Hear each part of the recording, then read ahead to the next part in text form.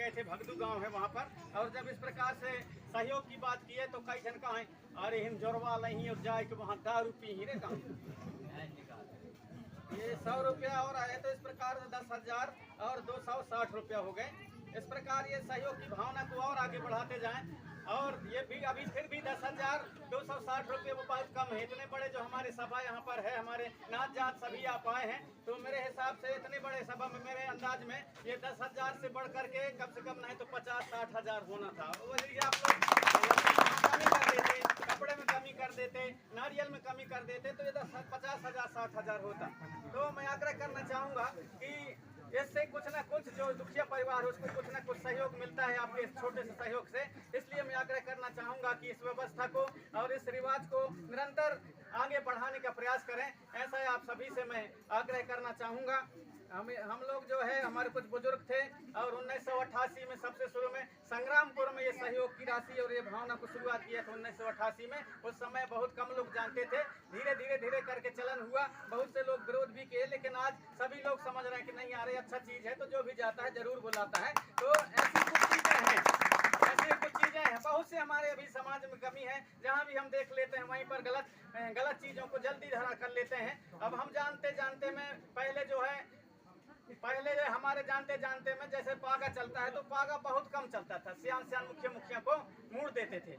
लेकिन अब उसके जगह में जो है पूरे बाल बच्चों से होने लगा, तो उसमें खर्चा ज्यादा होता है और व्यापारी के पास कपड़े के रूप में कई चीज के रूप में जाता है, तो वो गलत है। मतलब देखा सीखी में हम पढ़ करके जल्दी और जो असली चीज है उसको भूलते जा रहे हैं। तो उसमें भी समाज यदि चाह ले तो प्रतिबंध लगाया जा सकता है। इसी प्रकार जो पागा के कार्यक्रम में पहले हमारे जानते में मात्र शक्तियों का नहीं था, केवल पुरुषों का कर देते थे, हमारे जानते सियाने भी जानते होंगे। लेकिन अब मात्र शक्तियों को वो करते हैं, तो मात्र शक्तियों करते हैं तो टाइम समय ज्यादा लगता है, उसमें भी अलग से लग जाता है आधा घंटा 20 मिनट 25 मिनट समय के अनुसार या परिवार के अनुसार, उसमें भी ज्यादा लग जाता है। ये देखा सीखी कई चीजों को हम लोग कहीं ना कहीं जो है गलत चीजों को जल्दी धारण कर लेते हैं। तो समाज जो है इन पर चिंतन और मनन करे और सही बात आ रही कहा यदि गलत बात आए तो छोड़ने का भी प्रयास करना चाहिए। जैसे हमारे जमाना में अभी चल इसका खुजलैया, अब खुजलैया तो हमारा है, लेकिन खुजलैया की जगह हम राखी आ गए। अब राखी आ गए, जबकि राखी में बिना मतलब का खर्चा है, तो कहीं तन को तो 10-20 रुपये की राखी बांधा तन कौन ज्यादा है। हाँ, आप लोग यदि पूरे 12 करोड़ हमारे देश में 12 करोड़ 20 करोड़ की तादाद में गिनती होती है हमारे गौड़ों की, और जब 12 करोड़ 15-20 करोड़ की जब गिनती होती है, अगर हमारी बहनें उसमें से आधी बहनी मान ले तो कम से कम 10 करोड़ 8 करोड़ होंगे।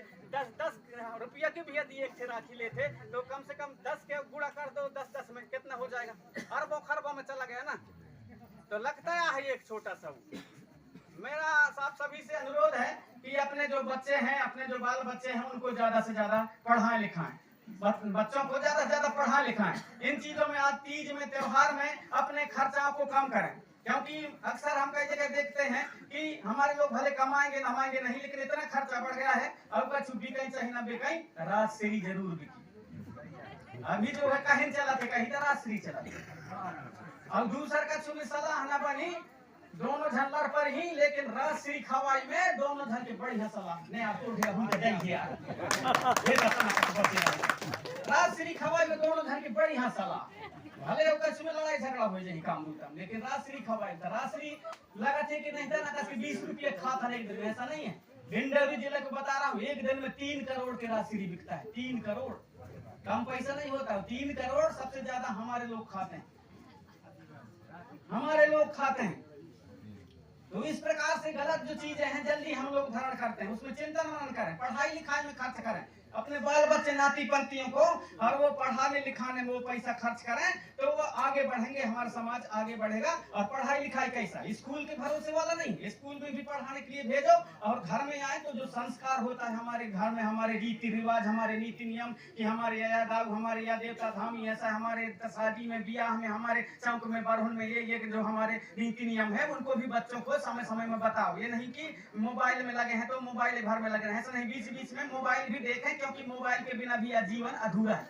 मोबाइल के बिना भी जीवन अधूरा है। मोबाइल में पढ़ाई है, लिखाई है, उसमें नेट है, पैसा निकलता है, सब कुछ होता है, बात होता है, सारे चीज टार्च है, ये है वो है, उसको भी जानकारी होना चाहिए। इंटरनेट का भी जानकारी हो, कंप्यूटर का जानकारी हो, फेसबुक को, व्हाट्सएप को, इंस्टाग्राम को, यूट्यूब, हर चीज को हमारे लोग जाने और दुनिया को दुनिया के साथ में भी आगे बढ़े, उसको भी जानना है। लेकिन हमारे बाल बच्चों को भी बताना है कि देखा जाओ मोबाइल में यह अच्छा बात है, यह खराब बात भी है, खराब बात भी है, अच्छा बात भी है। तो अच्छा बात को सीखो, खराब बात को न सीखो, क्योंकि उसी में पढ़ाई लिखाई भी होता है। तो अपने बाल बच्चों को ये बात भी हम बताने का प्रयास करें। हम लोग पढ़ाने के लिए भेजते हैं लेकिन स्कूल के भरोसे छोड़ देते हैं। तो मैं आप सभी से आग्रह करना चाहूंगा कि जो भी बच्चे स्कूल में भी पढ़े और घर में आकर के अपने जो संस्कार वाली जो शिक्षा है, रीति नीति है, वहाँ भी हम पढ़ाने का बताने का प्रयास करेंगे। कि शादी ब्याह हम देख रहे हमारे ऐसे ब्याह होते हैं धोती पहन के और बढ़िया जामा पगिया मोर लगा करके ब्याह होते हैं, दुल्हा बनाते थे, 2.5 दिन की राजा ऐसा जब बताइया तब लड़का छोट छोट नाती पंतन के बताइया तब बड़े हुई ही तो लड़का भी कहीं नहीं, दादी हमारे ऐसे ऐसे बता रहे, अब तुम कच्छु नहीं बताया, पूरे हमसे बड़े हो गए, जवान हो गए, छोट से बताया नहीं, 20 साल 18 साल 20-21 साल हो गए, वो लड़का के जब ब्याह करे लगा तो देखा दाऊ प्रेम से मरा भी जगह जगह जाते तो बताते कि धोती पहन ली है, मोर लगा ली है, अपने जामा पगिए से ब्याह करवा ली है, काके कहा थे यार जौन होते कहीं ये जौन ऐमाला जयमाला हमार में है काके बरजा थे, तब वो बात का तुम मान ले। अगर ऐसा बात बताई है लड़कन का, अब जब ऐसा बात बताई हम कभी सुने नहीं आए, कभी सुने नहीं है, समझे नहीं है, तो उनका ही कहीं मोर साथ ही नहीं तो उनका ही कहीं मोर मिजाज की हर बात का काट दे। लड़कन की गलती नहीं है, लड़कन की गलती नहीं है। कई जन कहा लड़का नहीं माने रे, लड़का मान ही, लड़कन को बतावा नहीं तो कहीं मान ही, जब छोटन से बताई है तो मान ही, लड़का मान ही।